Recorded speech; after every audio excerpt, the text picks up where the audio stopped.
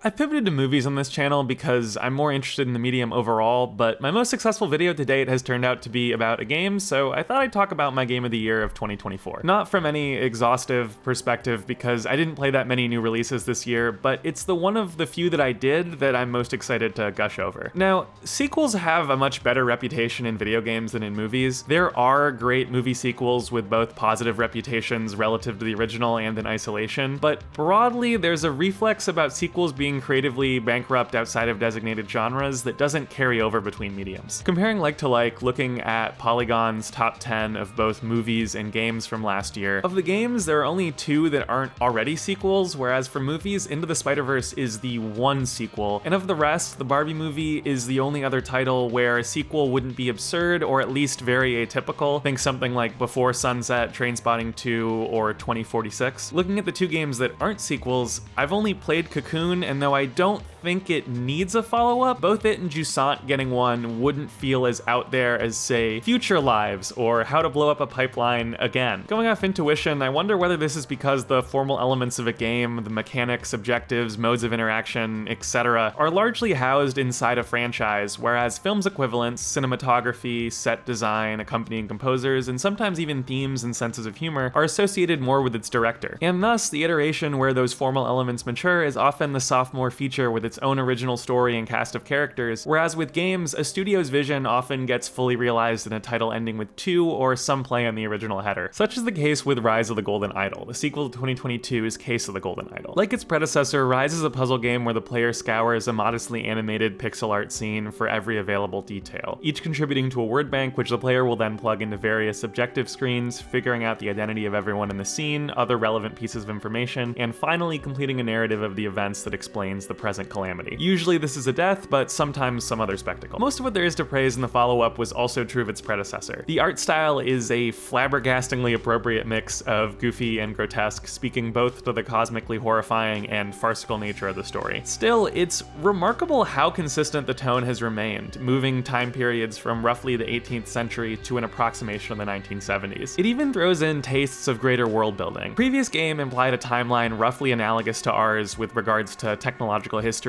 while changing some of the proper nouns, stuff like country names, ethnic groups, etc. This one teases a world with a history even more fantastical and divergent from ours than previously suggested. But my favorite change is an iteration that I imagine needed to come from having a previous work to build off of. These games have mostly the same mechanics. You solve a discrete mystery taking place across one or a few locations, and then start the process over again in the next mystery. The identities of certain characters and what the titular idol does are perpetual mysteries where accumulated knowledge over the course of the game is helpful, but mechanically, each puzzle was almost completely isolated in the original. In the sequel, each quote-unquote chapter, a collection of 3 or 4 mysteries, has an extra challenge or set of challenges to be completed after all the contained mysteries are solved. While there were kind of sections in Case, they were little more than a tool to arrange the mystery selection screen. In Rise, the bookending challenges both further flesh out the story and recontextualize bits of environments that you've already spent hours familiarizing yourself with. There are 2 types of clues you're working with here. The first is the information utilized in solving the previous cases. Revelations and unraveled puzzles of individual significance now converge in one place. But the second type of clue is even more exciting. This is information in each case that you might have dismissed as irrelevant. A stray line of dialogue, an odd note, or maybe a piece of jewelry. At the time, you might have determined them to even be red herrings. But now, combing through these cases looking to fill in the cracks left between your previous revelations, you start to see that the solution was in front of you all along. This is more than the small mechanical addition it appears to be at first glance. It feels like that the first time, yes, but once you know you'll have to do it at the end of every chapter, you're even more invested in each mystery, knowing that every detail, not just the ones that explain the calamity at hand, really matter. It's the best to date that a game has managed to elicit that dolly zoom feeling of realization in me. The rest of the game complements this edition by widening its scope, with some mysteries that approach irrelevance, but become all the more satisfying when you comprehend their significance. This is true right from the jump, with the first section both introducing the concept of chapter-wide mysteries and setting up numerous narrative questions that won't be answered until the very end of the game. But it expands and branches so dramatically in the latter half that I'm still in disbelief that everything ultimately fit together. So, though the minute-by-minute gameplay hasn't changed, the shift in prioritizing a long-term mystery over short results in an impact distinct from its predecessor. Rise feasibly couldn't come into existence without working off of an already tested and functional piece of software, but I think this change alone acquits it of the charge of being more of the same. I almost want entries in this series to come out forever, each with increasing increasing levels of complexity. But while my excitement carried me completely through this title, I'm starting to glance the point in the distance where the concept goes stale. Developer Color Gray Games has announced 4 DLCs coming out over the course of 2025, and I expect them to each push this concept to novel places to a satisfactory degree where, though I would probably still enjoy another full game, it could just be the end of this series. The most common point of comparison for Golden Idol is Return of the Obra Dinn, a game about an insurance adjuster in 1802 using a supernatural device to peer into the last memories of a ship's deceased crew in order to divine each's cause of death. I need to stop writing so many run-on sentences. That game only came into existence because, after the success of his previous work, Papers, Please, solo developer Lucas Pope opted to create an original title rather than a sequel. And I'm sure whatever Color Gray Games makes next could be just as exciting as whatever the next Lucas Pope game will be. Oh, I guess he already made one for a handheld I'd never heard of. Shows my ignorance. Anyway, thanks for watching. If you had a good time, consider subscribing. And if you want to follow me elsewhere, my username's the same on Letterboxd, and I got to Blue Sky pretty early, so my username there is just Moxie. Have a good weekend.